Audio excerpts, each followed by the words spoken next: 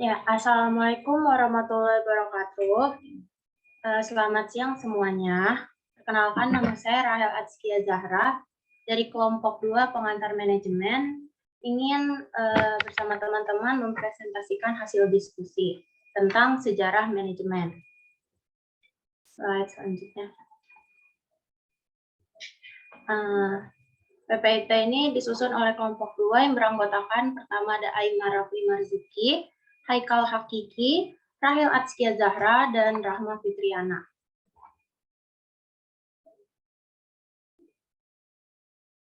Yang pertama di sini ada sejarah evolusi teori manajemen. Diketahui ilmu manajemen telah ada sejak ribuan tahun yang lalu.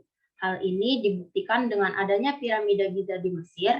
Piramida tersebut dibangun oleh lebih dari 100.000 orang selama 20 tahun.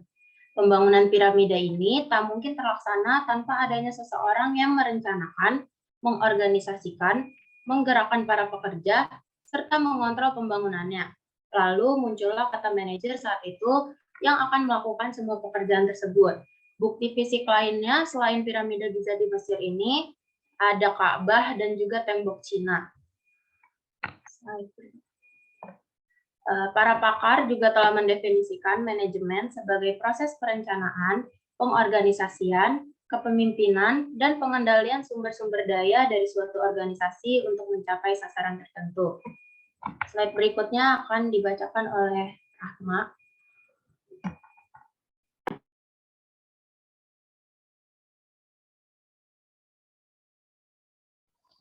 Yang pertama ada pendekatan manajemen ilmiah.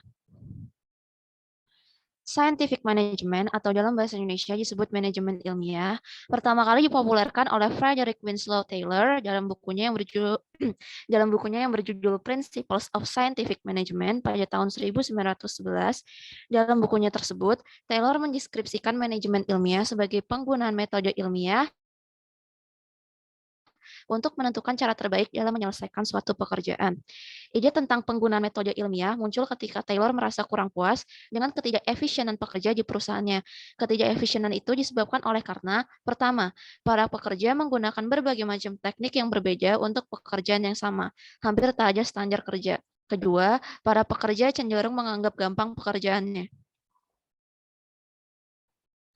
Berdasarkan pengalamannya tersebut, Taylor membuat sebuah pedoman yang jelas tentang cara meningkatkan efisiensi produksi. Pedoman tersebut adalah: 1. Kembangkanlah suatu ilmu bagi tiap-tiap unsur pekerjaan seseorang yang akan menggantikan metode lama yang bersifat untung-untungan.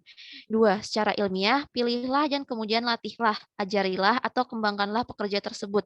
Ketiga, bekerja samalah dengan cara sungguh-sungguh dan dengan para pekerja untuk menjamin bahwa semua pekerjaan dilaksanakan sesuai dengan prinsip-prinsip ilmu yang telah dikembangkan tadi.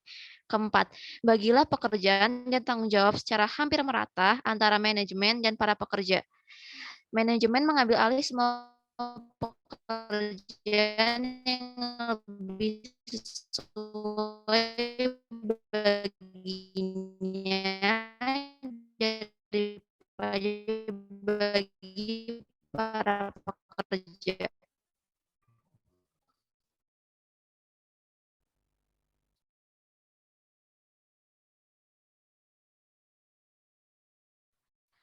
Selanjutnya ada konsep pendekatan ilmiah.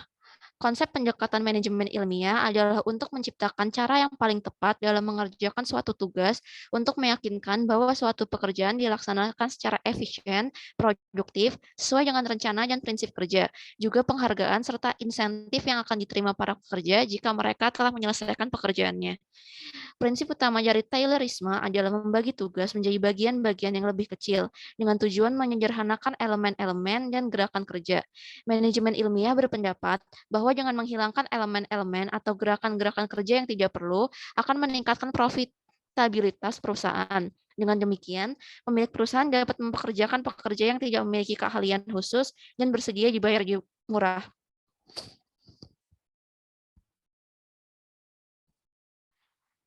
B. Karakteristik pendekatan manajemen ilmiah.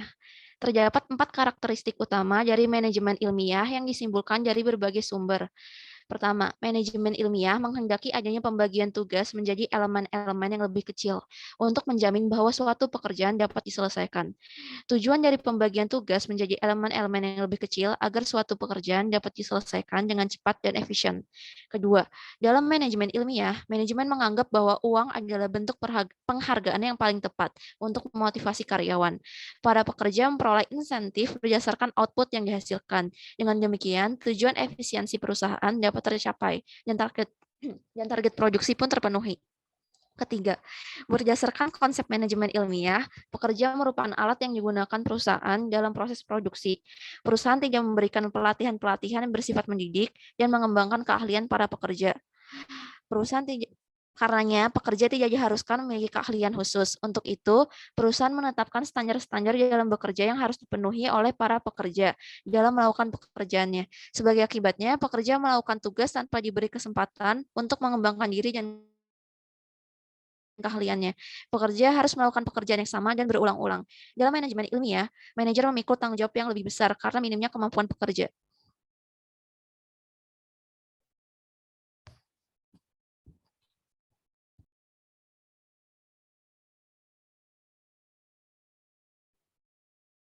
Baik, cek, cek, cek, cek. Suara saya terdengar? Sangat jelas. Oke, baik Bu. Yang selanjutnya yaitu ada manajemen administrasi. Boleh lanjut.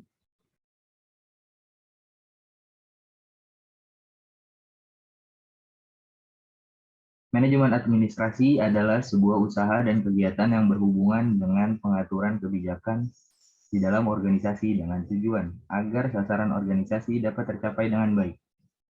Pengertian administrasi secara sempit adalah sebuah bentuk aktivitas yang meliputi catat-mencatat, surat-menyurat, pembukuan sederhana, pengetikan, dan kegiatan lain yang mempunyai sifat teknis ketata-usahaan. Sedangkan definisi administrasi secara luas adalah semua yang berkaitan dengan proses kerjasama dari dua orang atau lebih untuk mencapai tujuan bersama dengan memanfaatkan semua sumber daya yang ada.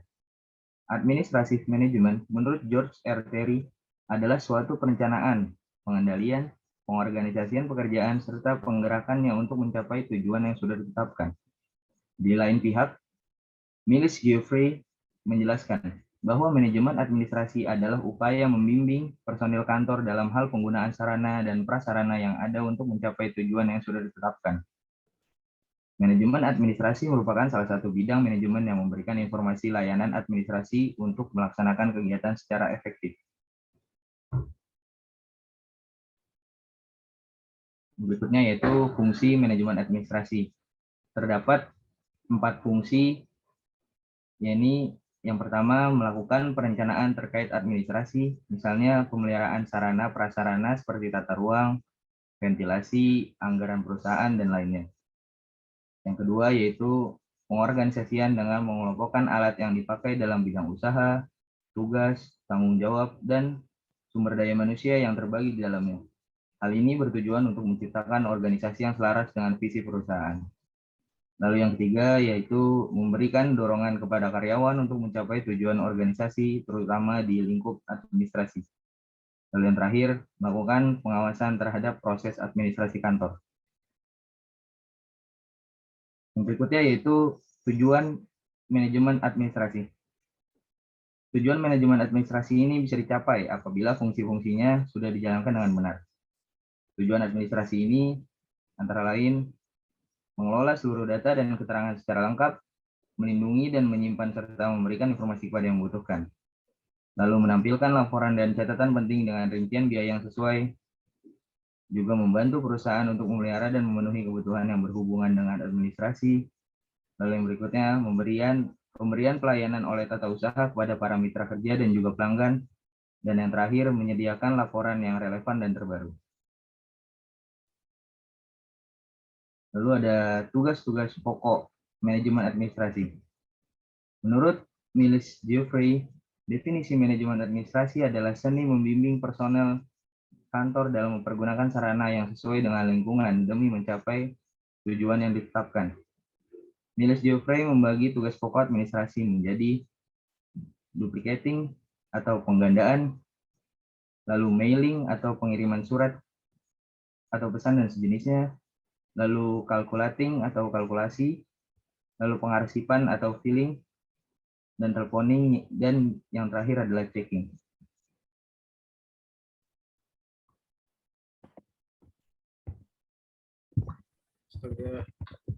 Oke, selanjutnya ada manajemen perilaku.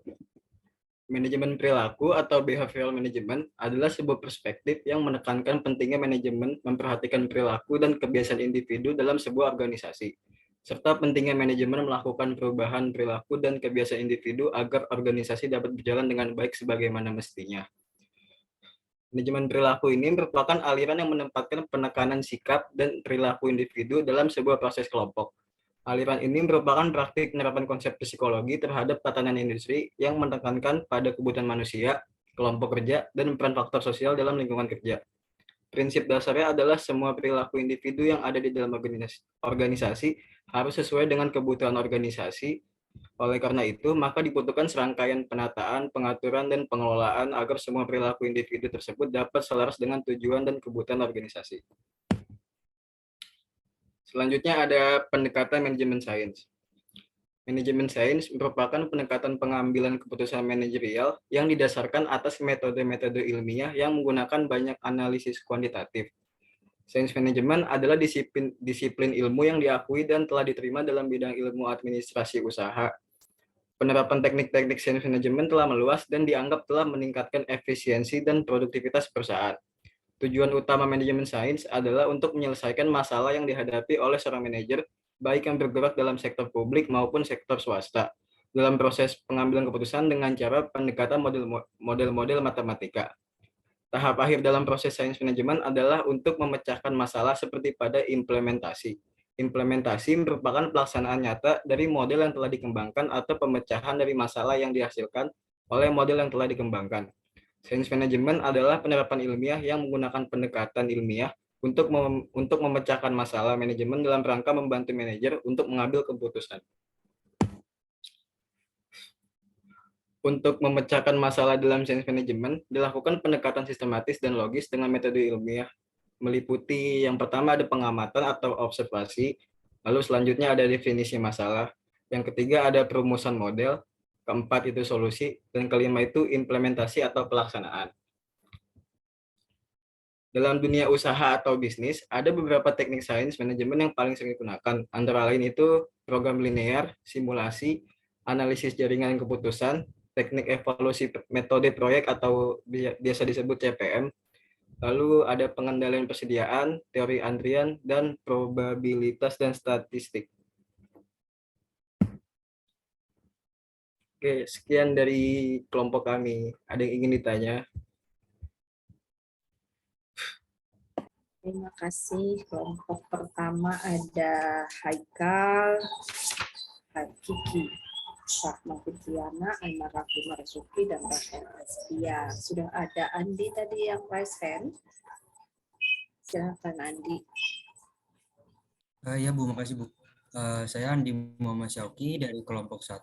Izin bertanya, mengapa dalam manajemen ilmiah uang dianggap sebagai bentuk penghargaan yang paling tepat untuk memotivasi karyawan? Ya, terima kasih tadi. Terima kasih Andi. Ibu, ini pertanyaannya boleh dikumpulin dulu atau langsung dijawab? Boleh, kalau siap langsung jawab juga boleh. Rahel mau pilih yang mana? Boleh dikumpulin dulu ya, Bu. Silakan. Ada lagi yang mau bertanya? Silakan, ada yang mau bertanya? Aulia, Febrianti, Angga. Iya, Aulia. Yoga, tolong sambil dicatat ya. Siap, Bu. Sebelumnya, terima kasih sudah memberikan saya kesempatan.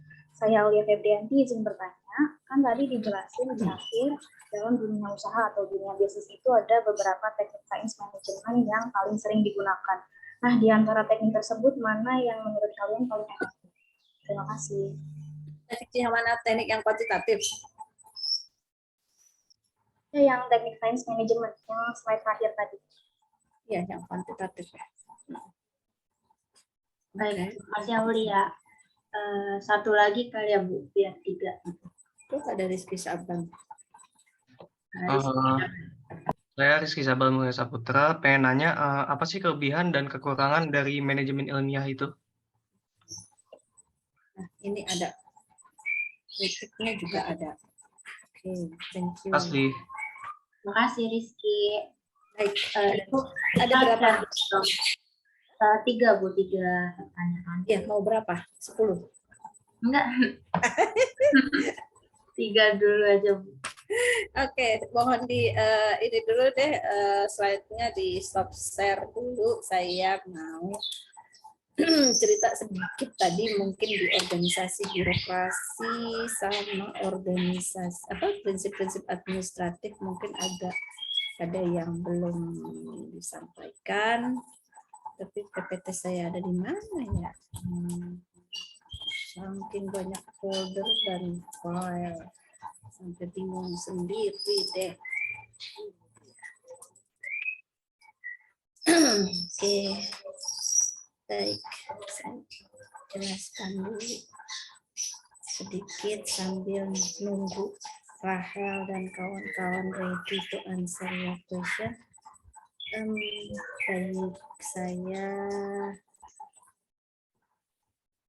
saya tuh ngajar dari jam 8 pagi ya. Jadi ini udah serak-serak, gatel rasanya. Mana sih ininya? Nah, ini dia. Oke, ini yang pada prinsipnya kita pelajari adalah perkembangan ilmu dari waktu ke waktu, khususnya ilmu manajemen. Pada prinsipnya kan memang dunia berubah. Ada faktor pendorongnya lah pasti kenapa kemudian terjadi evolusi. Entah itu mungkin dari sisi politik, ada perang segala macam misalnya. Atau mungkin secara perkembangan manusia juga kita kan mengalami perkembangan ya dari manusia purba sampai dengan sekarang ini. Nah, selain faktor alam yang juga berubah, pasti ada faktor-faktor lain yang notabene mendorong perubahan itu menjadi lebih cepat. Misalnya, salah satunya bisa kita bahas dari sisi katakanlah nilai-nilai sosial masyarakat, misalkan sebelum adanya peradaban sampai kemudian ada peradaban, ada agama, ada nilai-nilai yang budaya yang masuk, ada nilai-nilai spiritual yang juga dipakai dalam tatanan kehidupan manusia, itu menggeser segala sesuatunya.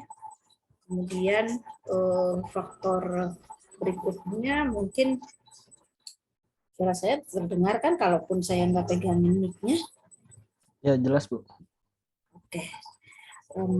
Faktor berikutnya lebih menekankan pada misalkan ada faktor ekonomi, kondisi ekonomi itu kan seringkali juga up down.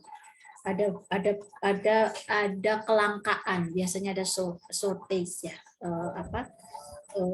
yang mengakibatkan competitiveness muncul, persaingan muncul.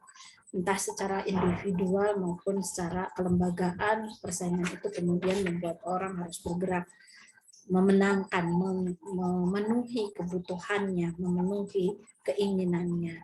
Nah, selain dari sisi ekonomi, kalau kita pecah lagi ekonomi itu faktornya banyak sekali. Ada mungkin faktor-faktor yang makro, ada mungkin faktor-faktor yang mikro gitu.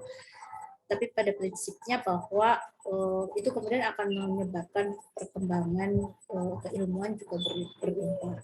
Nah, tadi ada satu pertanyaan juga dari Andi Muhammad Syaki, bahwa kenapa sih kok di zaman manajemen ilmiah uang jadi satu motor penggerak untuk meningkatkan produktivitas seseorang gitu.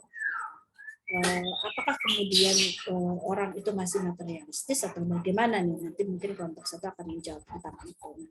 Pada prinsipnya tadi ada beberapa faktor ya yang menjadi penyebabnya kenapa organisasi bergerak, kenapa ilmu berkembang, kenapa manusia juga mengalami perubahan. Ada faktor-faktor sosial, politik, ekonomi yang mungkin salah satunya adalah kalau di sisi politik ada tuntutan perang, ada kepentingan-kepentingan pihak-pihak yang berkuasa misalnya, yang kemudian itu membuat kita harus bergerak untuk mengalami perubahan. Nah, dari waktu ke waktu sebenarnya gambarannya seperti ini. Kita sekarang sudah sampai pada titik itu technology driven workplace. Itu semua sudah mobilisasi apa ya, I think dalam kehidupan kita sehari-hari itu sudah sangat kuat gitu. Bahkan kita mungkin kalau dihitung-hitung, saya aja nih seharian misalnya ya depan laptop itu udah hitungan puluhan jam, karena kadang kita dari bangun tidur aja udah diingetin sama pekerjaan sampai mau tidur lagi. Nah, itu teknologi betul-betul ini. Tapi ada perkembangan yang kentara cukup drastis ketika kita tadi masih berangkat dari manajemen ilmiah yang masih ada standarisasi metode, bahwa itu kemudian penting untuk memudahkan orang punya standar yang sama. Maka pertanyaannya adalah apakah masih ada relevansinya dengan kondisi sekarang ini, bila mana manajemen ilmiah itu diterapkan di kehidupan sekarang ini gitu. Karena kalau ngelihat dari tahunnya aja nih pendekatan klasik ya, pendekatan klasik itu di 1890 sampai 1940 gitu. Tapi apakah ada temuan-temuan di tahun itu yang notabene kita sebut tadi ada Frederick Taylor ya, atau siapa Bapak manajemen ilmiah tuh, saya sampai lupa. Itu menegaskan betul bahwa kita di manajemen ilmiah itu ada scientific, ada develop standard method gitu kan, kemudian ada selected people, selected worker with appropriate abilities for its job dan sebagainya tadi. Ini masih relevan untuk saat ini. Kita masih melakukan proses seleksi untuk menentukan the right man in the right place, meskipun dengan segala perubahan yang sudah ada pada proses seleksi itu, tapi seleksi ini tetap dilakukan. Bagaimana dengan standarisasi metode? Masihkah relevan? Pada kasus-kasus tertentu, saya pikir itu juga masih relevan. Artinya ada memang penyelesaian pekerjaan yang masih harus dengan standarisasi metode. Nggak usah jauh-jauh. Di kita ini pendidikan, jasa pendidikan, fakultas ekonomi ataupun prodi-prodi yang lain, fakultas yang lain, itu ada standar penjaminan mutu eksternal. Bagaimana akreditasi dilakukan oleh lembaga akreditasi mandiri untuk menilai pelayanan yang kita berikan kepada masyarakat ini bermutu atau tidak, accredited atau tidak nantinya. Nah, pada prinsipnya kalau bicara standarisasi metode kan anaknya banyak ya. Salah satunya mungkin SOP. Ada standard operating procedure yang pada beberapa pekerjaan itu juga sangat mungkin masih dibutuhkan, sehingga ini masih relevan meskipun mungkin tidak semua temuan yang ada di scientific management itu masih relevan di tahun sekarang ini. Berikutnya ada train worker in standard method, pelatihan dan pengembangan dalam standarisasi metode, atau mungkin untuk saat ini tidak harus selalu dalam metode yang terstandarisasi, tapi pelatihan dan pengembangan yang memang dibutuhkan untuk dosen nih misalnya sudah S3, pendidikan tertinggi itu S3, tapi kalau kita masih S2 kan boleh, dosen boleh S2, tapi tuntutannya sekarang apa? Harus punya sertifikasi profesi, misalnya sebagai certified research associate, certified research reviewer misalnya. Kompetensi apa yang mau dibangun? Jadi pada prinsipnya tidak harus pelatihan tentang metode yang terstandarisir tadi berkaitan dengan penyelesaian pekerjaan, tapi bisa malah justru enrich knowledge yang lain gitu. Jadi tuntutannya sekarang sudah sampai pada bagaimana seseorang punya kelebihan atau punya kompetensi yang lebih spesifik lagi terkait dengan keilmuannya. Kemudian yang keempat, supported worker by planning work and eliminating interruption. Mungkin nanti ini sebenarnya ada kata kunci yang tadi menjadi pertanyaannya Rizky ya kalau tidak salah. Apa sih kelemahannya? Apa sih kelebihannya? Biarlah nanti Rachel dan kawan-kawan yang menjawab. Saya cukup menekankan di sini ada kata kuncinya. Lalu kemudian Nanti kalau ada ini saya luruskan. Kemudian di sini juga ada beberapa hal yang menjadi kritiknya. Dan tadi betul kata Andi Syauqi ya, bahwa di manajemen ilmiah itu uang adalah satu motor penting dalam meningkatkan produktivitas. Tapi mengapa? Nah, itu nanti Rahel dan kawan-kawan juga yang akan menjawab. Sudah siap sepertinya. Rahel, mau langsung dijawab? Ya Bu, udah bisa. Ya, silakan.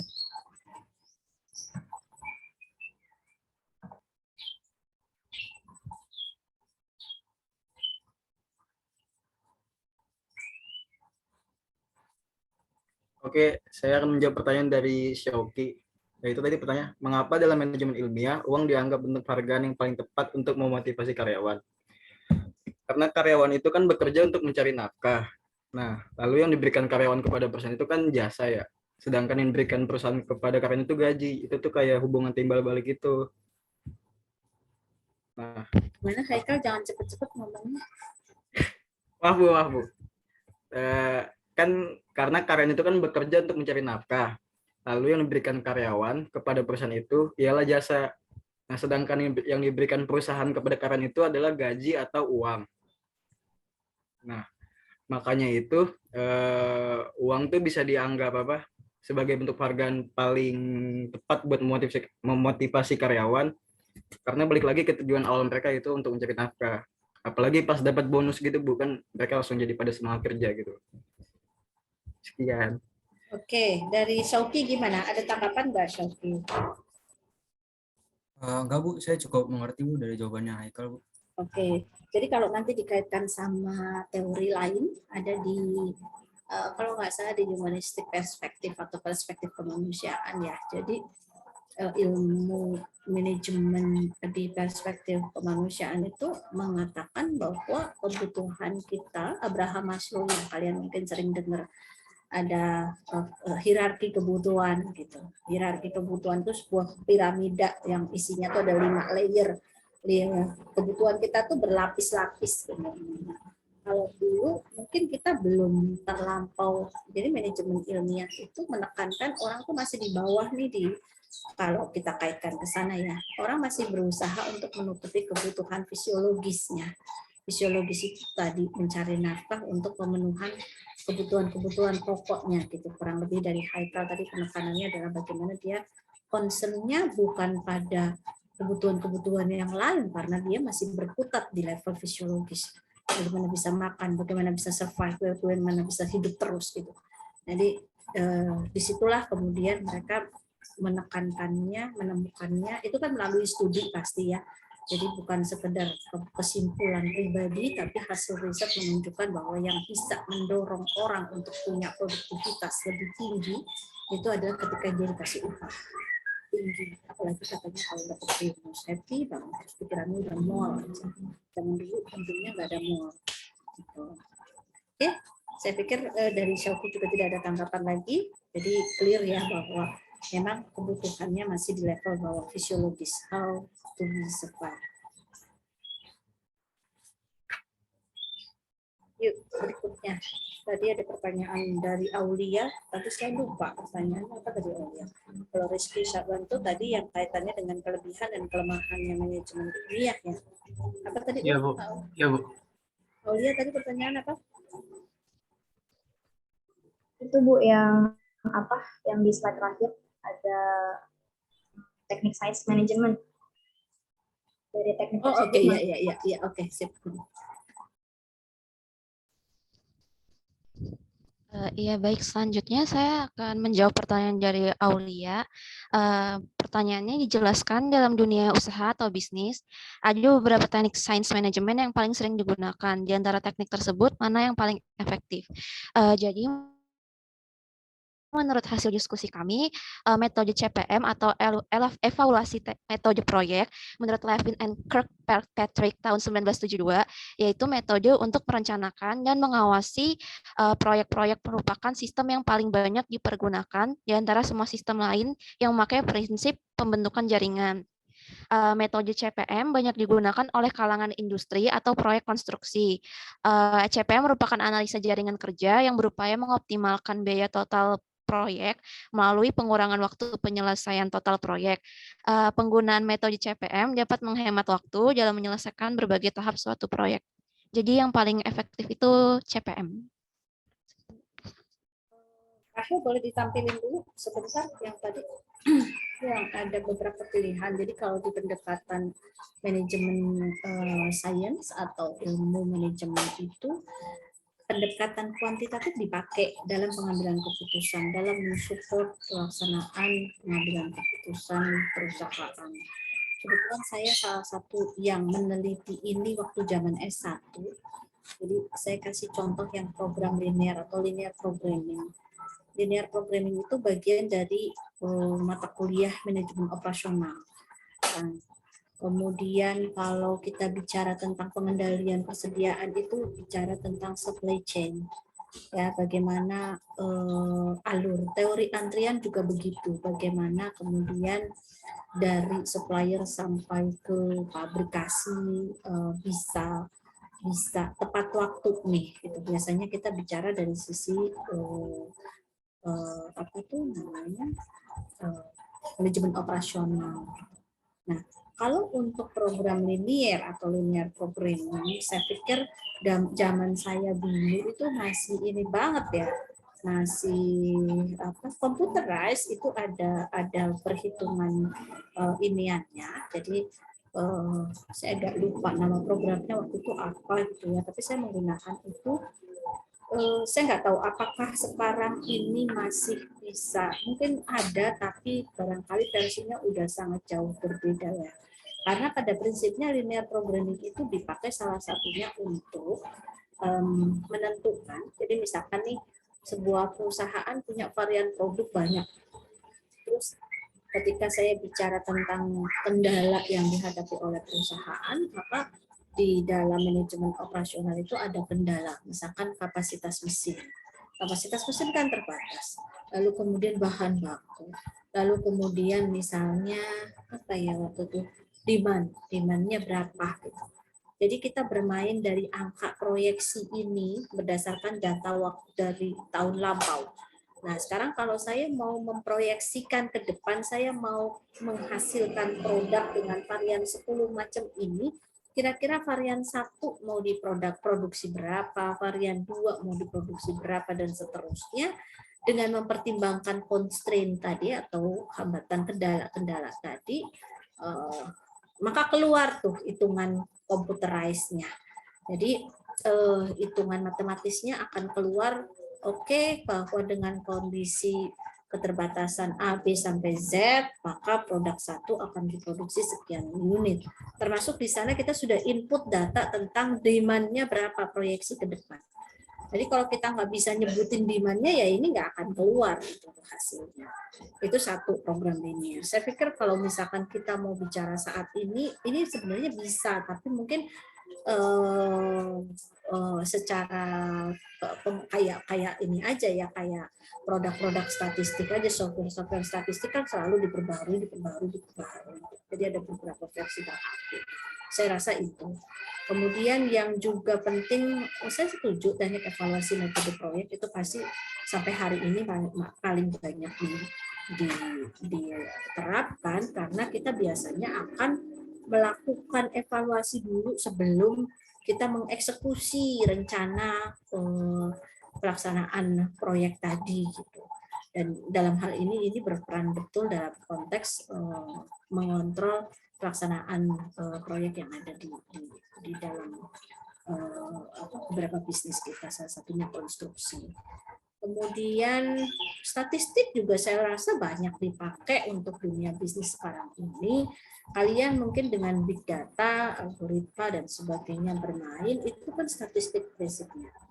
Jadi untuk membaca tren pasar yang ada, saya rasa dibantu dengan kecanggihan teknologi, kita bisa mapping. Oh, ternyata produk ini selera yang orang-orang yang berminat menggunakan produk ini, berminat itu belum tentu membeli. Ketika dia sudah searching information, itu sudah berarti dia punya minat untuk atau niat untuk membeli, sehingga itu sudah masuk ke dalam konteks pasar potensial, calon pembeli pasar potensial itu. Nah, itu ya, mungkin probabilitas dan statistik itu lebih banyak dipakai bahkan untuk riset-riset ketika kita melakukan uji coba tertentu. Nah, sekarang boleh di stop share dulu. Sekarang kalau kita balik lagi ke tatanan tadi, berjenjang tadi, bahwa dari manajemen ilmiah ada yang mengatakan itu pentingnya uang gitu ya, kemudian dipatahkan nih nanti sama penelitian yang di pendekatan perspektif kemanusiaan. Di sana salah satunya itu ada Hawthorne Study. Saya coba share screen lagi. Di sini nih, sebelum sampai ke Hawthorne itu ada The Gilbert. Ini maksudnya adalah studi gerak dan waktu yang dia sebenarnya mencoba mengamati. Ini pengamatannya juga cukup lama. Dia mengamati tukang bangunan ketika dia nyusun tembok gitu. Bahwa ya kalau kita belajar dari tukang bangunan menyusun itu kan kadang-kadang mulai dari ngaduk pasirnya sampai kemudian nyusun bata, itu mungkin dia rearrange gerakan yang paling efektif dan efisien untuk bisa sampai dalam satu output yang sama gitu. Nah, teori ini pengamatan ini atau hasil studi ini kemudian di pendekatan kuantitatif dikembangkan cara kuantitatifnya.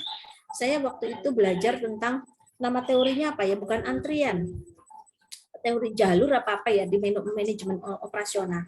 Jadi misalnya gini, saya bikin jalur, ada semacam peta gitu ya. Kalau barang datang sampai kemudian barang keluar, itu jalur yang ditempuh apa. Contoh sederhana deh, kalau saya pulang kampung dari Jakarta ke Solo misalnya, analoginya seperti itu. Saya punya gambar bahwa ini bisa ditempuh dengan cara darat 3 jalur. Jalur selatan, jalur utara, jalur tengah misalnya. Maka saya akan tentukan di titik mana kemudian saya harus berhenti, berapa kosnya di situ, lalu kemudian secara total ada berapa pemberhentian yang saya akan lalui dan berapa kali saya akan berhenti, lalu misalkan berapa waktu yang saya butuhkan untuk sampai selesai. Nah, dari jalur tengah, selatan, dan utara, itu mana yang paling baik? Maka muncullah find better ways. Nah, dari find better ways itu kemudian saya ngulik kira-kira reorganize each action-nya. Apa betul di menit sekian saya akan berhenti? Lalu kemudian apakah perlu di menit sekian saya istirahat lagi misalnya. Kenapa? Karena saya mau cari titik ataupun pola yang paling efisien dari 3 jalur tadi. Itu secara kuantitatif ada di manajemen operasional. Cuma saya lupa nama ininya apa, karena itu pelajaran waktu pelajaran dari mata kuliah waktu saya S1 dulu. Gitu. Jadi karena saya ngambil fokusnya ke finance, udah nggak lagi ngulik itu. Mungkin nanti kalian yang fokusnya mau ngarahin S2 atau S3-nya ke production, operation, pasti akan bersinggungan sama ini. Jadi ibaratnya tuh di saat zaman dulu, betapa canggihnya ya orang ini bisa menemukan 3 kalimat ini aja, yang kemudian sama orang lain nanti dikembangkan lagi dari sisi kuantitatifnya gitu kan. Ini ide gagasan yang beyond ya, mungkin buat orang-orang yang tidak kreatif atau bukan ilmuwan, dia tidak akan memikirkan 3 item ini gitu. Tapi ketika dia sebagai seorang ilmuwan, dia menemukan 3 item ini, dan saya pikir ini relevan sampai hari ini. Cuman hari ini sudah lebih berkembang lagi karena sudah ada tools yang bisa membuat kita lebih mudah lagi mengambil keputusan terkait dengan time and motion study gitu. Jadi termasuk dalam konteks di pabrikasi itu pasti juga ada jalur-jalurnya. Atau mungkin kita bicara di perusahaan jasa, sekarang dipangkas tuh, misalkan birokrasinya yang tadinya 10 meja jadi cukup 3 meja aja gitu. Itu kan break down each action into component, find better ways, lalu kemudian reorganize each action to be more efficient. Kurang lebih begitu untuk yang time and motion. Nah, yang penting lagi di manajemen ilmiah, di classical approach ya, pendekatan klasik, itu ada organisasi birokrasi yang pada prinsipnya ini dia punya prinsip banyak. Kalau dari si siapa nih, Weber ya, bacanya katanya Max Weber, bukan Weber. Saya nggak tahu ini orang mana, Prancis atau mana. Terus ini ada beberapa item penting yang sebenarnya ini menggambarkan struktur organisasi banget gitu. Artinya bahwa sebuah organisasi itu harusnya memang punya struktur gitu. Karena di dalamnya ada poin-poin penting bahwa kita harus ada division of labor, kita harus ada hierarki, lalu kemudian kita harus mengacu pada SOP, rule and procedure, lalu kemudian selected based on ability, technical qualification misalnya. Dan terakhir yang menjadi concern saya juga bahwa ini nih yang sekarang udah mulai luntur, administrative acts and decision recording in writing. Segala kegiatan administratif dan pengambilan keputusan seharusnya direkam dalam tulisan, dalam hitam di atas putih. Jadi ketika sesuatu hal yang merupakan keputusan besar, meskipun sekarang sudah ada platform online meeting yang bisa recording misalnya, menurut saya tetap bahwa kita perlu ada catatan hitam di atas putih untuk menegaskan bahwa ini pernah terjadi di suatu hari lalu misalnya. Kita ambil bersama-sama urusan ini, misalnya seperti itu. Nah, kemudian yang juga penting dari Henry Fayol di Bureaucratic Organization ya, organisasi yang menjalankan prinsip-prinsip manajemen itu sebaiknya punya beberapa prinsip ini diimplementasikan dengan baik. Sebagian besar juga mencerminkan tentang struktur, dari mulai nomor 1, 2, 3, 4, 5 itu struktur semua nih, termasuk sequence chain, rantai perintah, rantai skala, sentralisasi itu juga struktur. Yang enggak struktur itu subordination of individual interest, kita mengesampingkan kepentingan individu, mengedepankan kebersamaan as with the corps, lalu kemudian inisiatif. Inisiatif itu memberikan kesempatan kepada karyawan untuk berpendapat misalnya. Jadi di sini sudah masuk manusia, memanusiakan manusianya sudah mulai masuk.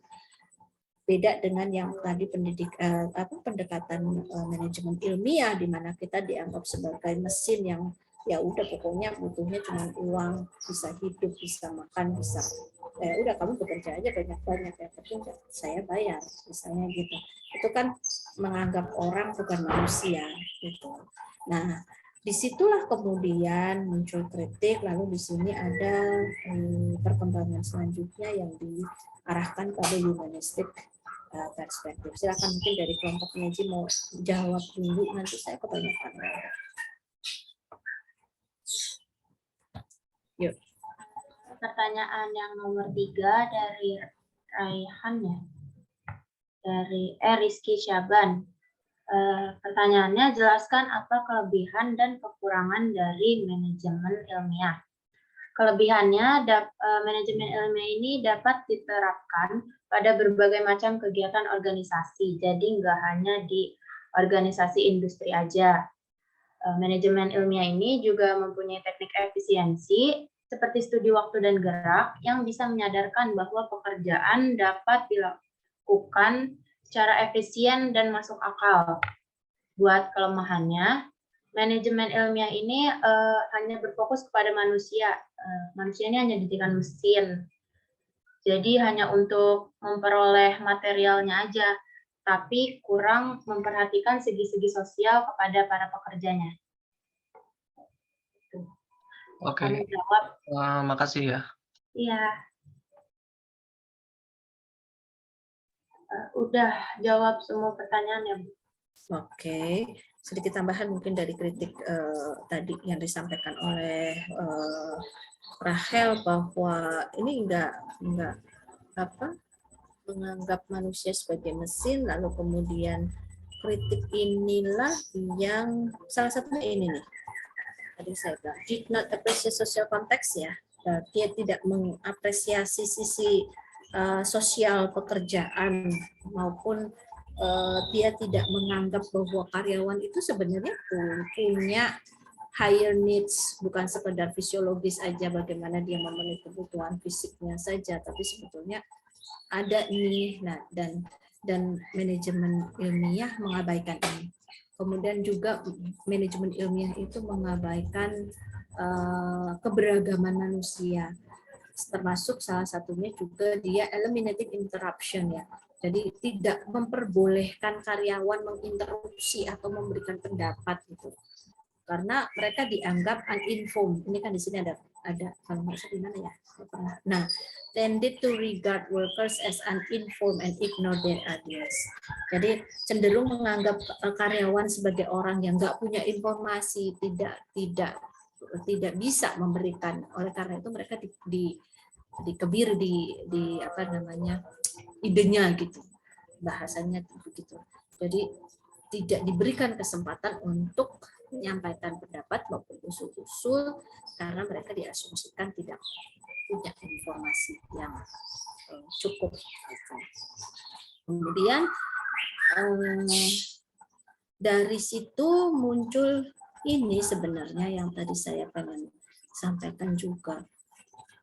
Diawali dari penelitiannya siapa dilakukan oleh Hawthorne di Universitas Hawthorne ya kalau nggak salah, pokoknya namanya Hawthorne Study. Dia pengamatannya itu di publikasi ya.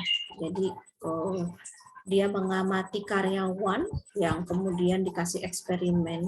Yang namanya eksperimen itu berarti ada perlakuan yang berbeda. Misalnya nih 10 orang di ruangan ini dengan pencahayaan yang redup, kemudian 10 orang di ruangan sebelah yang dengan pencahayaan yang terang benderang, lalu 10 orang lagi misalnya di ruangan lain dengan pencahayaan normal. Itu dilakukan oleh dalam studi ini yang kemudian dia menemukan bahwa dengan tes yang berbeda-beda, dengan eksperimen yang berbeda-beda, salah satunya dia mainkan illumination, penerangan, dia menemukan bahwa money not cause of increase output. Ternyata yang bikin orang meningkatkan output itu bukan uang loh, tapi ternyata yang bisa meningkatkan output yang dihasilkan oleh seseorang itu justru human relation. Disitulah kemudian patah manajemen ilmiah tadi pendapat dari Frederick Taylor yang mengatakan uang mampu meningkatkan produktivitas seseorang.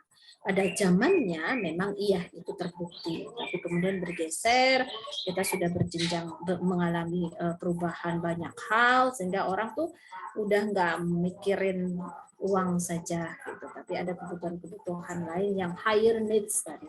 Sehingga kemudian dilengkapilah sama Abraham Maslow yang mengatakan bahwa iya betul, jadi orang tuh fisiologis berjenjang tuh dia punya 5 jenjang kebutuhan, bahwa kita tuh bergerak ke atas meskipun kita awalnya, saya deh misalnya waktu pertama kali bekerja sebagai dosen di Universitas Jenderal Sudirman, kalau kalian tahu tuh ya tahun 2000 di SK saya tuh muncul gajinya itu 180.000. Jadi tahun 2000 itu kita belum inflasi belum terlampau tinggi, gaji CPNS zaman itu 80% gaji pokoknya itu masih tertera Rp180.000 gitu. Dan sekarang kita berpikir ya Allah ini betapa inflasi udah berlipat-lipat ganda ya. Nah kalau melihat dari sini, zaman saya dulu saya berpikir ya tadi saya hanya berfokus pada bagaimana mencukupi kebutuhan fisiologis. Tapi kemudian zaman berubah dan seterusnya, kebutuhan saya di sini sudah bergeser, bukan berarti nol fisiologisnya, tapi saya akan menggeser prioritas ke atas. Jadi oke, saya udah cukup dengan fisiologisnya sudah terpenuhi, saatnya saya harus mikirin beli rumah, mungkin berikutnya saya nikah, berikutnya lagi esteem itu belongingness tadi ya, lebih kepada pernikahan dan butuh teman, butuh keluarga dan sebagainya. Terus di atasnya esteem itu biasanya harga diri itu muncul karena misalkan kita punya posisi, kita punya sesuatu aset yang menurut kita bisa dibanggakan, lalu kemudian misalnya apalagi something else yang mungkin bisa membuat kita bangga lah, punya harga diri. Lalu kemudian terakhir yang paling ujung adalah self actualization. Jadi orang tuh bergerak menuju ke sana, tapi bukan berarti yang paling bawah nol. Hanya komposisi pembagian yang andai diasumsikan dengan 100%, nanti ujungnya bobot paling banyak di paling atas. Tapi yang bawah persentasenya sudah mulai berkurang. Jadi seperti itu. Nah, ini melengkapi apa yang disampaikan oleh Hawthorne tadi, bahwa orang akan bergerak untuk meningkatkan output-nya ketika kebutuhan human relation-nya diperhatikan. Tapi rupanya di sini kita tidak hanya bicara human relation saja, konteksnya adalah kita berusaha untuk memenuhi kebutuhan kita untuk memuaskan untuk bisa sampai pada satisfaction. Oke, ada pertanyaan lain mungkin dari teman-teman yang ingin menyampaikan pendapatnya yang belum tercover dari 3 pertanyaan pertama. Silakan, masih dibuka kesempatan untuk bertanya bagi kelompok 1, mungkin nanti siap-siap jawab. Ada lagi kawan-kawan?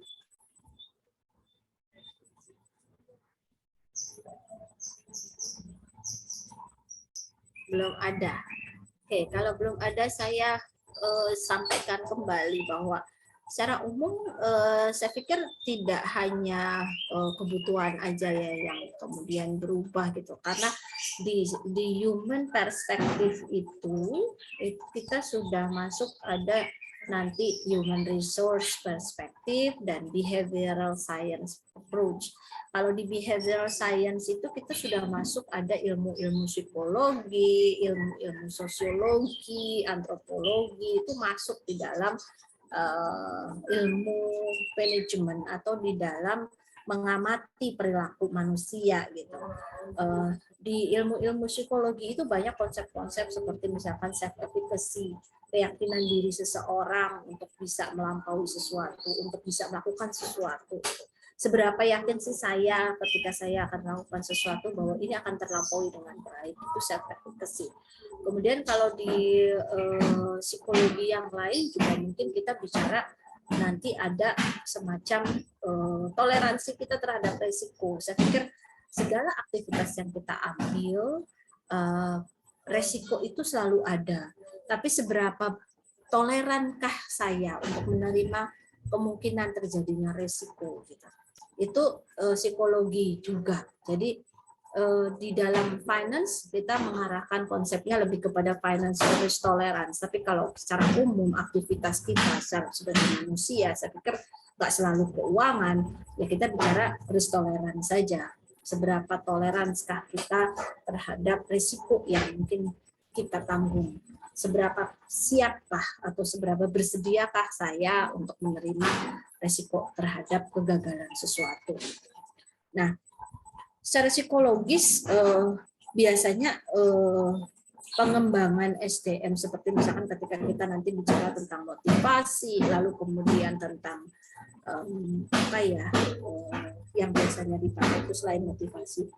Jadi leadership gitu ya, kita banyak menggunakan aspek-aspek dalam pengamatan psikologi untuk memahami manusia gitu. Karena manusia itu begitu banyak keberagamannya, termasuk saat ini bisnis itu sangat bergantung pada, bahkan kalau kita bicara bisnisnya yang sifatnya sudah global, pasarnya sudah menyentuh berbagai negara, umumnya employee-nya juga cultural diversity-nya besar gitu ya, keberagaman kebudayaan di dalam lingkup internal perusahaan atau dari karyawan yang bekerja di situ sudah sangat beragam.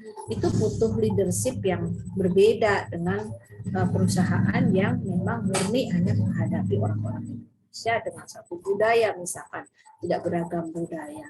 Tapi pada prinsipnya bahwa human relation ini menjadi sebuah hal penting seperti saya kemarin ungkapkan di saat saya menyampaikan tentang job satisfaction, kepuasan kerja karyawan itu salah satunya disebabkan karena dia mengalami kepuasan pada beberapa aspek. Contohnya, dia mendapatkan gaji Kalau dia mengalami kepuasan terhadap gaji yang dia terima, maka tanpa diminta pun kita akan loyal.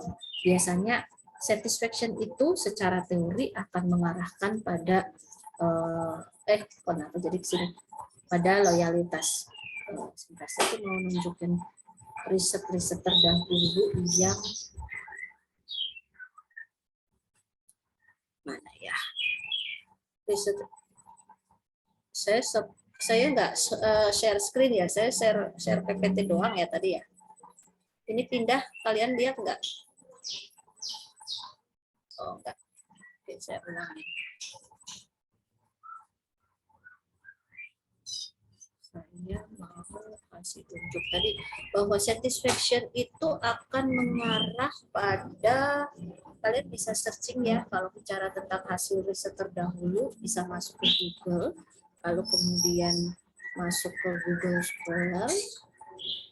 Nanti kalau kalian pengen tahu apa benar sih job satisfaction itu berpengaruh terhadap komitmen, apakah ada penelitian terdahulu yang mengatakan job satisfaction itu berpengaruh terhadap employee commitment. Kalau mau cari hubungan antar kedua konsep pakai pagar, employee commitment. Nah, nanti akan muncul nih hasil-hasil riset yang menunjukkan bahwa job satisfaction itu berpengaruh terhadap employee commitment. Nah, sekarang job satisfaction itu sendiri bisa diinikan dari beberapa aspek ya. Saya nggak tahu di sini ada apa enggak, tapi bisa kalian lihat dari PDF-nya. Biasanya yang namanya kepuasan kerja itu disebabkan karena puas terhadap 5 aspek. Yang pertama, saya puas dengan gaji atau reward secara finansial. Kalau kemudian saya mengatakan nih misalnya ada reward, ini aspek-aspek yang mengakibatkan seseorang mengalami kepuasan. Tapi ternyata di dalam penelitian ini dia bilang bahwa promosi itu nggak berpengaruh loh secara signifikan dalam konteks mempengaruhi organizational commitment. Gitu. Pada prinsipnya yang namanya job satisfaction atau employee satisfaction itu ada faktornya itu ada 5. Yang pertama, saya puas dengan gaji, ya, reward. Oke. Kemudian yang kedua, saya puas ketika punya hubungan baik dengan coworkers. Jadi ini yang membuat saya jadi nyaman, betah tinggal di perusahaan tadi. Nah, ini coworkers, mentok coworkers. Terus kemudian yang ketiga adalah mengalami kepuasan atau puas pekerjaannya, kepuasan kerja karena ada hubungan baik antara dia dengan supervisor. Jadi udah nggak uang lagi nih kalau kita bicara di level sekarang ini gitu. Bagaimana hubungan baik kita dengan supervisor membuat kita akan komit terhadap perusahaan. Lalu kemudian, apakah di dalam perusahaan itu punya sistem promosi yang jelas? Nah, makanya di sini ada promotion ya. Promosi di sini bukan promosi iklan penjualan gitu enggak, tapi kita bicara tentang promosi peningkatan jabatan itu, kenaikan pengembangan karir seseorang. Nah, yang terakhir ini yang tadi diabaikan di manajemen ilmiah, ada namanya job satisfaction karena the work itself, pekerjaan itu sendiri. The work itself itu maksudnya adalah kalau kita dihadapkan pada pekerjaan yang monoton, terus kita dianggap sebagai mesin, lalu kemudian kita nggak boleh interupsi, kita nggak boleh usul, dianggap uninformed, maka sebenarnya kita boring. Kita seringkali ngerasa boring. Ya. Tapi kalau kita memperhatikan ini, perusahaan memberikan kesempatan pada karyawan untuk involve dalam konteks dia dikasih kesempatan untuk ngasih masukan ketika ngambil keputusan, boleh terlibat, lalu misalnya dia berpartisipasi aktif pakai cara kreatif sendiri, nggak harus standarisasi metode misalnya. Untuk kasus-kasus tertentu standarisasi metode saya pikir tidak diperlukan gitu. Misalkan pengambilan keputusan yang berkaitan dengan penanganan keluhan customer gitu. Nggak harus selalu kaku. Pokoknya harus begini. Yang ada nanti customernya ngamuk-ngamuk gitu karena terlalu prosedural misalnya. Tapi kita bisa involve dengan memberikan cara yang berbeda ketika handle karyawan yang ngeluh, sedang mencak-mencak, bagaimana menghadapi yang sedang mencak-mencak, bagaimana yang mereka komplain baik-baik saja, itu kan nggak bisa diseragamin. Jadi involvement di sini salah satunya adalah memberikan cara yang berbeda saat menyelesaikan pekerjaan.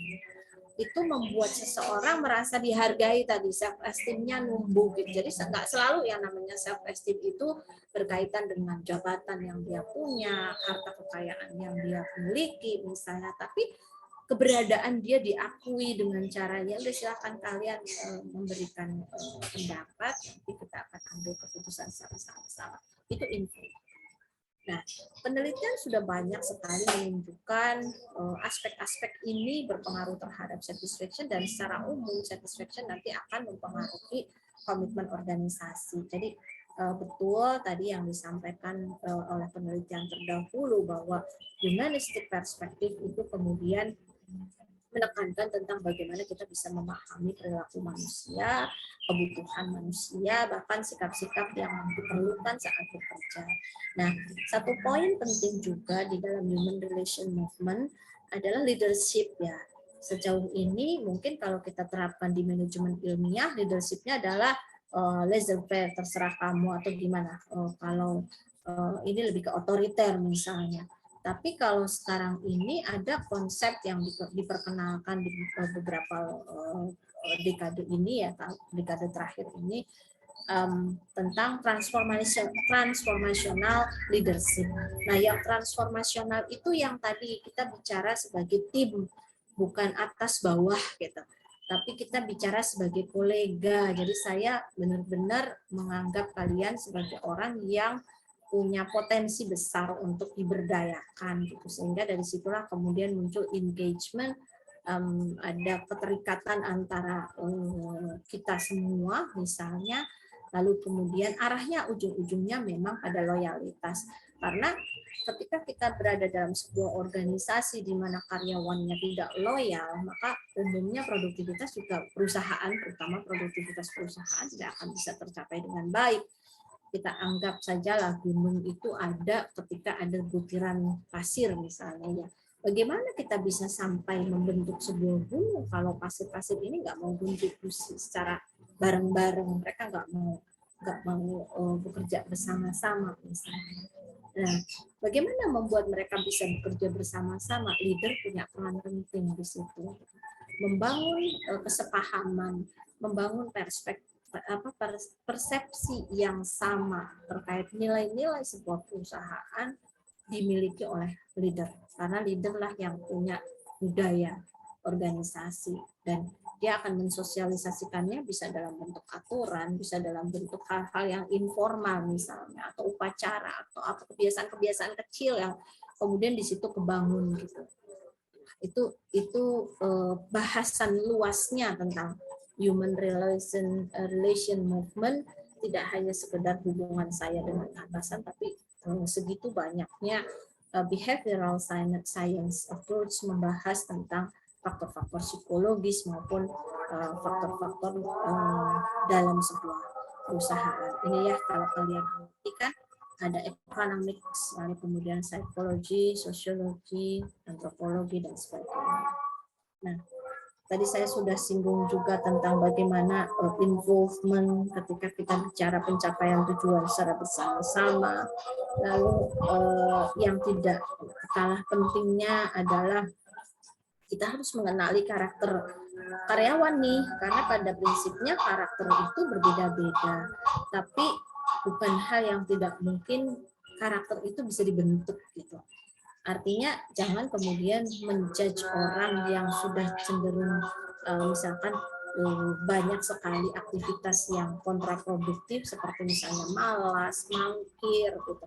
Sebenarnya kita masih bisa mengubah gitu. Salah satunya adalah bisa jadi kita perlu korek dulu kenapa dia berlaku seperti itu atau berperilaku seperti itu. Apakah memang ada background ketidakpuasan tadi, kita kulik dari sana yang bikin dia tidak puas apa, atau justru malah ada permasalahan internal yang di luar konteks perusahaan yang membuat dia tidak bisa bekerja dengan baik karena terbebani dengan masalah internal. Nah, oleh karena itu jangan pernah menjudge orang, misalnya ini ya orang yang X ya udah pasti dia akan males-malesan terus ya, enggak. Saya pikir itu masih bisa berproses untuk mengarah pada perubahan perilaku. Nah, bagaimana mengubah perilaku? Sangat tergantung, tapi yang pasti sistem itu harus dibangun. Untuk membuat orang bisa disiplin, mungkin kita bisa mulai dengan cara paksaan, misalnya koersif. Ketika saya berhadapan dengan orang-orang X seperti ini, saya akan cenderung must be coerced. Dia harus dipaksa, terus dia harus diawasi, dia harus diarahkan, harus diperintah, atau bahkan diancam dengan hukuman. Nah, berarti kan ada sistem yang dibangun. Ketika kita mengajak orang untuk mengubah perilaku, bisa saja kita pakai punishment, kita pakai reward untuk membuat dia bergerak ke sana. Ada positive reward misalnya, untuk membuat orang bisa disiplin datang tepat waktu untuk masuk jam 8 pagi, misalkan saya akan bilang bahwa yang bisa hadir tepat waktu dapat insentif sekian persen misalnya. Atau sebaliknya, saya pakai negative reinforcement, penguatan negatif. Saya akan bilang bahwa kalau Anda tidak hadir, maka akan dipotong gaji sekian persen setiap ketidakhadiran yang Anda lakukan. Maka orang akan bergerak menuju ke sana karena ada negative reinforcement, penguatan negatif, yang mereka justru akan menghindari itu. Jadi berperilaku sesuai harapan karena menghindari sesuatu yang tidak dia inginkan. Nah, tinggal bagaimana sistem itu dibangun agar fair, karena banyak tempat yang membuat orang menjadi tidak puas dalam pekerjaannya karena ada sistem yang unfair. Termasuk misalkan tadi ada kesempatan promosi, ternyata kesempatan promosinya tebang pilih, nggak diberikan kepada semua orang dengan cara yang sama, atau tidak diberikan secara merata kepada semua orang gitu. Jadi harusnya kan semua berhak, bagi orang-orang yang sudah memenuhi syarat maka dia berhak untuk dipilih misalkan. Nah, ini misalkan sistem ini nggak berjalan dengan baik, nah itu biasanya yang nanti akan membuat orang jadi berperilaku kontraproduktif.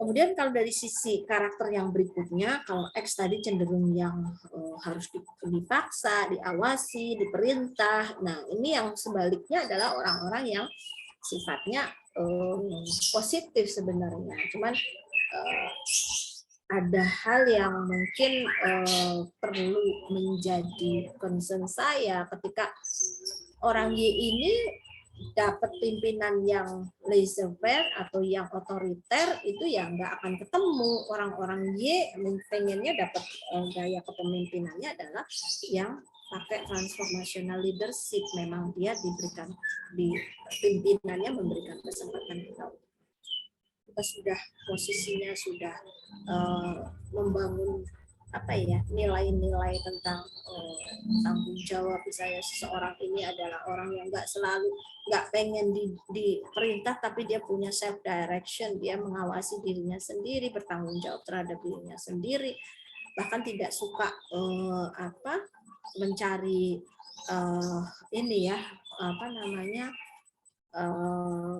pujian gitu, udah bukan level itu untuk dipuja-puji, bukan, tapi dia kesadaran pribadi untuk memang menuangkan ide-ide maupun potensi yang dia punya demi kemajuan perusahaannya gitu. Jadi bukan sekedar untuk mendapatkan pujian lagi untuk yang teori Y atau karakteristik manusia dengan background teori Y.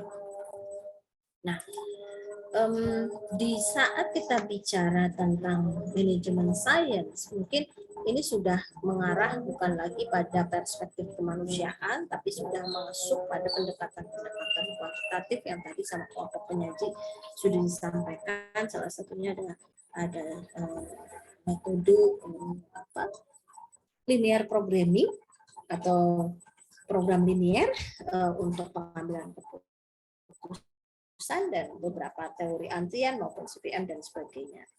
Nah, sekarang ini kita sudah dalam posisi yang mengacu pada perkembangan ilmu manajemen di mana organisasi dianggap sebagai sebuah sistem.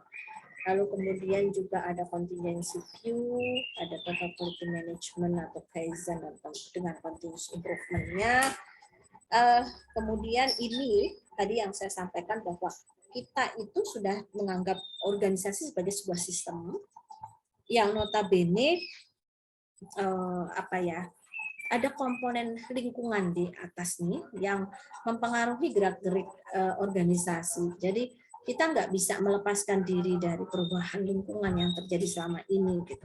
Kita bukan lembaga atau bukan komponen yang bisa berdiri sendiri, tetapi kita harus melibatkan perubahan-perubahan di eksternal environment maupun perkembangan lain seperti bidang-bidang ekonomi, sosial, teknologi, dan hukum serta yang lainnya untuk melakukan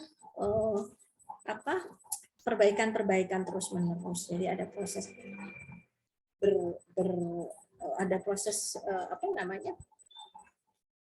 Kaizen gitu, di mana dia akan melakukan plan, do, check, action secara terus-menerus. Jadi kita sudah merancang, lalu kemudian kita sudah mengimplementasikan, tapi kemudian kita ngecek ya, percuma aja, kita nggak akan tahu seberapa sudah tercapaikah apa yang sudah menjadi target kita di periode ini misalnya.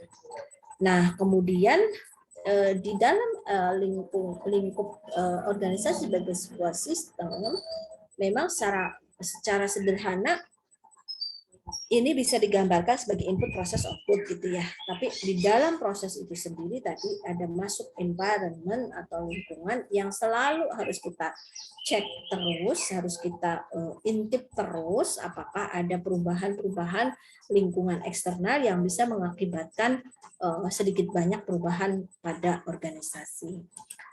Kemudian ada juga yang disebut dengan contingency view, di mana sebuah masalah itu yang terjadi pada sebuah organisasi, saya pikir harus dilihat secara unik gitu. Kita nggak bisa menyeragamkan kasus yang sama untuk diambil keputusannya sama. Kenapa demikian? Karena ada proses mengidentifikasi. Contoh gini, ada perusahaan A, ada perusahaan B. Permasalahannya sama-sama mengalami penurunan penjualan. Tapi apakah obatnya sama? Apakah solusinya sama? Ya belum tentu. Kalau misalnya saya kaji lebih mendalam lagi, perusahaan A ini turun karena daya beli masyarakat turun. Jadi dia nggak bermasalah sama seleranya, tapi nggak mampu beli gitu. Nah, maka solusinya adalah kemudian perusahaan menyiapkan karena daya beli tadi kita menyiapkan yang paket kecilnya gitu. Jadi komposisi di dalamnya tidak berubah, tapi besaran produknya kita coba ubah gitu. Nah, kemudian yang berikutnya adalah ketika sebuah perusahaan sama-sama mengalami penurunan penjualan, tapi permasalahannya bukan di daya beli, melainkan ada faktor sosial nih, ada faktor yang mengakibatkan selera pasar bergeser. Misalkan tren yang ada sekarang ini yang disiarkan melalui atau diinisiasi oleh sebuah film misalnya, kemudian menggeser selera pasar dari yang tadinya suka produk A jadi bergeserlah ke produk B karena biar kelihatan tren misalkan ya. Nah itu juga dalam konteks ini perlakuannya akan berbeda. Kalau tadi inovasinya adalah membuat kemasan kecil karena konsumsi besar tidak terjangkau, tidak terbeli. Kalau yang sekarang karena perubahan selera, berarti kita kan harus melakukan inovasi. Jadi itu yang dimaksud successful resolution of organizational problem is thought to depend on manager identification of key variation in the situation at hand. Kita harus melihat case per case itu unik. Every situation is unique gitu. Nggak bisa kita seragamin sama-sama penurunan penjualan, tapi saya nggak bisa sampaikan permasalahan yang ini sama dengan yang dihadapi oleh perusahaan. Oke ya. Kemudian yang berikutnya adalah kita bicara tentang bagaimana elemen yang diterapkan dalam learning organization. Kalau tadi organisasi sebagai sebuah sistem, sekarang organisasi itu disebut sebagai organisasi pembelajar, di mana kita fokusnya pada 3 hal. Ada team base, jadi kita nggak bicara struktur yang berlapis-lapis lagi, tapi strukturnya itu sudah based on team gitu. Menyelesaikan tugas pokoknya, misalkan biasanya project by project misalnya. Jadi ada gugus, apa istilahnya, gugus tugas ya, task force, untuk menyelesaikan sebuah pekerjaan tertentu. Kemudian employee ini punya empowerment, diberdayakan, dia diberikan kesempatan untuk mengambil keputusan dan seterusnya, yang notabene itu akan membuat orang tadi merasa dihargai, lalu kemudian dia akan muncul job satisfaction, maka dalam jangka waktu yang kurang lebih tidak akan lama dia sudah bisa berkomitmen untuk stay, untuk memperjuangkan maju mundurnya perusahaan. Nah, yang terakhir adalah open information nih. Kalau open information kan sekarang sudah pada taraf itu ya, cuman bagaimana kita memanfaatkan informasi-informasi yang memang relevan dengan kebutuhan kita, khususnya pada saat kita melakukan pengambilan keputusan. Nah, yang terakhir adalah digitalisasi bisnis. Dalam konteks ini ada business to customer, ada business to business, customer to customer, yang pada prinsipnya ini sudah sangat lekat dengan kehidupan kita sehari-hari, cuman mungkin kita belum menyadari betul bagaimana yang menjadi PR-nya kita tuh ya, kalau kita bicara e-commerce, kadang-kadang kita memberikan data untuk kita bikin akun, apakah data-data kita ini jadi sudah sampai pada bahasan tentang hal tersebut. Jadi dampak secara security terhadap ini ya, apa, data-data pribadi. Oke, ada pertanyaan dulu, mungkin tadi sudah sampai pada teknologi driven bisnis, di mana sekarang kita sudah mengarah pada digitalisasi, kita sudah tidak lagi terlalu berfokus pada iklan di koran, iklan di TV, tapi kita sudah bisa menggunakan media sosial kapanpun kita pengen kapanpun kita pengen ini share sesuatu bisa gitu. Jadi itu mungkin ya yang menjadi perkembangan secara pelan-pelan tapi pasti keilmuan saat ini sudah bergeser sampai dengan teknologi driven business gitu. Cuman mungkin ini ya tadi ya, teknologi driven workplace. Cuman mungkin ada satu, menurut saya ada satu PR juga yang perlu diperhatikan oleh pemerintah, bahwa teknologi itu kadang-kala sudah membuat kita sebagai manusia itu lupa gitu. Kadang-kadang sisi manusianya tuh jadi kurang gitu. Jadi malah kayak antisosial misalkan, karena sudah terbiasa berhadapan dengan alat-alat IT yang cukup bisa mengcover segala keinginan kita misalnya, tapi malah justru kita tidak bisa, human relation-nya tadi kabur lagi.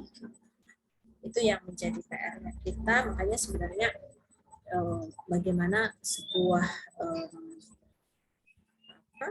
organisasi itu bisa sustain, saya pikir bisa dari beberapa hal yang tadi sudah diungkapkan, dari mulai menjadi menjadi sebuah organisasi dengan sistem terbuka, lalu kemudian juga ada kalanya kita perlu mempertimbangkan prinsip-prinsip meskipun yang sudah lampau tapi masih relevan untuk diterapkan. Silakan.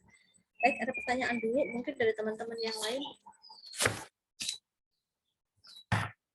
Kalau tadi sudah ada Andi, Muhammad Syauqi, dan Aulia, serta Rizky Saban, apakah dari yang hadir masih ada pertanyaan? Silakan.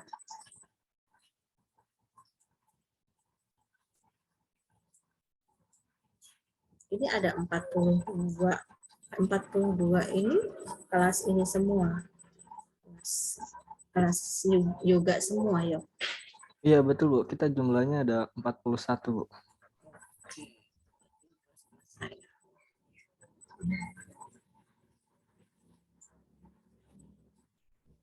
Oke, ada pertanyaan nggak?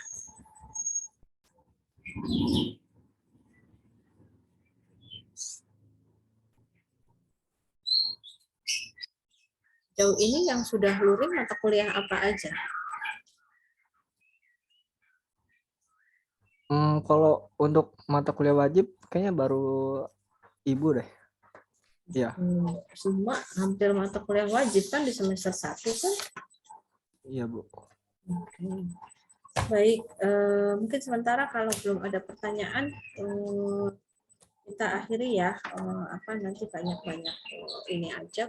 Nanti saya ketemu lagi di berikutnya. Saya kasih tugas tentang analisis lingkungan, tapi nanti kita lihat dulu kelompok 3 presentasi.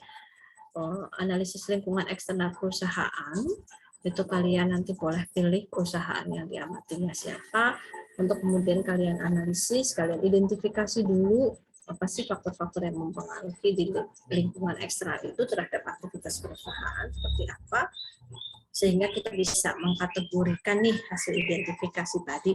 Oh, ini bagian dari strength, ini bagian dari weakness, ini bagian dari opportunity maupun dari threat-nya. Itu kita akan bahas di pertemuan 3. Jadi saya nanti kasih waktu agak panjang untuk bisa mengidentifikasi masing-masing faktor yang mempengaruhi perusahaan, kemudian nanti bisa dicari atau dikelompokkan berdasarkan hasil analisis itu untuk kita kategorikan dalam SWOT. Mana strength, weakness, opportunity, dan threat-nya. Oke, baik. Kalau tidak ada pertanyaan, saya izin mengakhiri kuliah hari ini. Terima kasih untuk pertemuan hari ini. Mudah-mudahan apa yang disampaikan oleh kelompok penyaji tadi sudah memberikan insight ataupun tambahan informasi yang berguna buat kalian semua. Juga apa yang sudah saya sampaikan mungkin bisa menambah wawasan kalian. Saya pikir nanti kalau kita ada kesempatan untuk bisa luring, kita luring lagi. Gitu ya, Yoga. Siap Bu. Baik, Yoga, kalau di Si Akad ini yang hari ini saya sama siapa, Yoga? Sama sendiri atau sama Bu Anissa? Sama Bu Diana Bu. Sorry, Diana ya? Ya. Bu Diana. Oke, berarti yang ini Bu Diana. Oke, baik. Makasih ya, Yoga. Saya tutup. Assalamualaikum warahmatullahi wabarakatuh. Waalaikumsalam warahmatullahi wabarakatuh. Waalaikumsalam warahmatullahi wabarakatuh. Baik, saya Terima kasih. ya Waalaikumsalam, Bu. sami-sami. Terima Saya kasih.